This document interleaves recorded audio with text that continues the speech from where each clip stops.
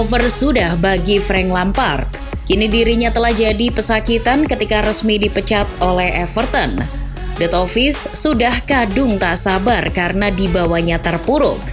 Kenyataan Lampard sering dipecat ketika melatih sebuah tim memang nyata adanya. Ada alasan di balik ia sering gagal dan dipecat. Namun dari segi jasa, paling tidak ada beberapa kenangan yang Frank Lampard tinggalkan sebagai pelatih. Karir Lampard dimulai dengan melatih tim Championship Derby County di musim 2018-2019. Lampard dihadapkan pada target bertarung untuk berebut 6 besar untuk bisa masuk babak playoff untuk promosi ke Liga Inggris.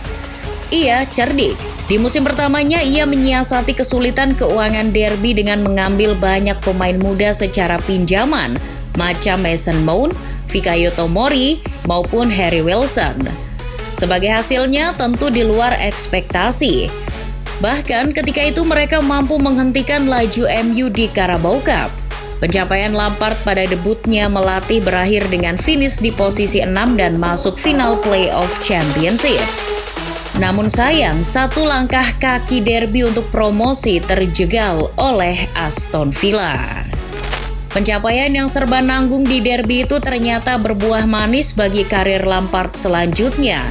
Dengan gaya permainan yang agresif dan menyerang menjadi modal Lampard untuk naik level. Benar saja, Chelsea, klub kesayangan Lampard, kepincut talenta melatihnya pasca Sarri meninggalkan Stamford Bridge musim 2018-2019. Di musim itulah Lampard secara mengejutkan langsung dipromosikan menjadi pelatih Chelsea. Hal itu adalah mimpi yang menjadi kenyataan. Ataukah sesuatu hal yang terlalu cepat bagi karir Lampard? Harus diakui jam terbang Lampard hanya semusim melatih. Itu pun melatih klub semacam derby, bukan klub papan atas. Maka dari itu muncul banyak keraguan dari publik Stamford Bridge pada legendanya tersebut. Apalagi ketika musim 2019-2020, Chelsea sedang dihukum dengan embargo transfer. Apa boleh buat, Lampard hanya bisa memaksimalkan pemain seadanya, termasuk mengembalikan para pemain muda pinjamannya seperti Mount, Tomori, Reece James, Zuma maupun Abraham. Namun justru dengan skuad seadanya tersebut Lampard mampu beradaptasi dengan baik. Gaya bermain Lampard sukses mengeluarkan beberapa potensi para pemain seadanya tersebut. Para pemain muda macam Mason Mount dan Tammy Abraham bahkan jadi pilar penting dalam kerangka skuadnya. Abraham menjadi top skor Chelsea musim itu dengan 18 gol. Sementara Mount makin matang dengan 8 gol. Dengan keterbatasan, Lampard dianggap sukses karena mampu mengantarkan The Blues mencapai final Piala FA dan finish di peringkat 4 klasemen Liga Inggris. Nah, dengan pencapaian itu ia diperpanjang nafasnya oleh Abramovich. Di musim keduanya mulailah harapan tinggi untuk Chelsea menjadi juara pun menggema. Embargo transfer yang dicabut seperti keran mampet yang kembali mengucur. Abramovich berniat mengucurkan pundi-pundinya untuk investasi pemain yang dibutuhkan Lampard.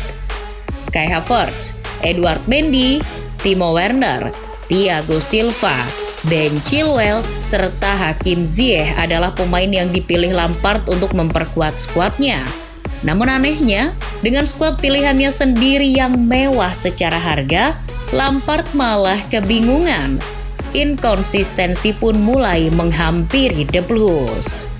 Hanya menang 8 kali dalam 18 pertandingan di Liga Inggris, membuat tangan Abramovich yang tak sabaran pun memecatnya 25 Januari 2021. Pun jadi akhir dari perjalanan Lampard di Stamford Bridge. Namun, ketika itu beredar pertanyaan apa jadinya kalau Lampard diberi kesempatan lebih panjang menaungi Chelsea. Mestinya, dengan permainan progresifnya, ada jaminan jangka panjang bagi kesuksesan Chelsea ketika itu. Namun Abramovich memilih jalan lain menunjuk Tuchel sebagai pelatih berikutnya. Uniknya, di bawah Tuchel para pemain peninggalan Lampard tersebut malah seperti hidup kembali. Terbukti hingga akhir musim, gelar prestisius mampu didapatkannya, yakni Champions League. Sejatinya gelar itu tak luput dari peran Lampard. Dari total 6 pertandingan grup E Liga Champions sebelum ia dipecat, Chelsea tidak terkalahkan dengan 4 kemenangan dan 2 hasil imbang. Berkat peran Lampard, Chelsea bisa lolos ke fase berikutnya sebagai juara grup. Selain itu, para pemain yang dibeli Lampard seluruhnya berkontribusi apik di final Liga Champions kala mengalahkan City. Bahkan, proses gol satu-satunya ketika itu adalah berkat pemain Lampard, yakni Mount dan Havertz. Salah satu pembeliannya, Thiago Silva, berkomentar soal peran Lampard dalam membangun Chelsea. Ini adalah tahun pertama saya di Chelsea, namun ada satu hal penting yang juga harus dibicarakan, yakni Frank Lampard. Tanpa Lampard, saya tidak akan berada di sini. Setelah menganggur setahun, Lampard dipekerjakan sebagai pelatih Everton menggantikan Rafael Benitez mulai Januari 2022. Keberadaannya memunculkan harapan bahwa dengan pemain seadanya bekas Benitez, Lampard mampu mendongkrak posisi Everton yang lagi pesakitan di papan bawah. Namun, prestasi Lampard di Everton tetap biasa saja. Meskipun kita tak boleh lupa bahwa ia berhasil mengentaskan Everton dari zona degradasi. Everton dibawanya meraih kemenangan 3-2 atas Crystal Palace di Goodison Park. Itu adalah kemenangan berharga yang bikin Everton selamat dari ancaman turun kasta. Selain mengantarkan The Toffees selamat dari jurang degradasi, Lampard sejatinya juga sempat menelurkan para pemain muda seperti dulu di Chelsea. Salah satu yang menonjol adalah Anthony Gordon. Pemain pirang itu tiba-tiba muncul sebagai alternatif serangan Lampard dengan torehan 4 gol dan 3 assist selama semusim. Dari segi gemblengan, ada juga peninggalan Lampard yang berupa kedisiplinan di Everton. Seperti laporan The Sun, Lampard mematok denda untuk para pemainnya yang melanggar keterlambatan berlatih dan melanggar aturan berpakaian sebesar £1.000. Selain itu, bagi yang membawa telepon genggam saat makan bersama atau rapat tim akan didenda £2.000. Ada juga denda kepada pemain yang ketika pulang dari latihan tidak bersama rombongan atau terpisah, itu juga didenda £5.000. Sayangnya catatan-catatan positif tadi hanya pepesan kosong bagi Everton. Ia dianggap gagal setelah membuang 87 juta pound sterling untuk 7 pemain. Tapi Everton tak kunjung terangkat dari keterpurukan.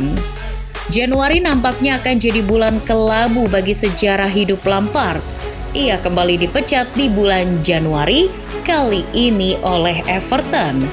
Kini mau kemana Lampard berlabuh masih menjadi tanda tanya. Namun paling tidak dari cerita ini kita bisa tahu legasi dia di 3 klub berbeda. Meski 0 trofi, ia sampai sekarang masih tergolong pelatih muda progresif yang mau berproses. Dan bukan tak mungkin ia akan menjadi pelatih hebat suatu saat nanti dengan beberapa pembelajaran yang dilalui.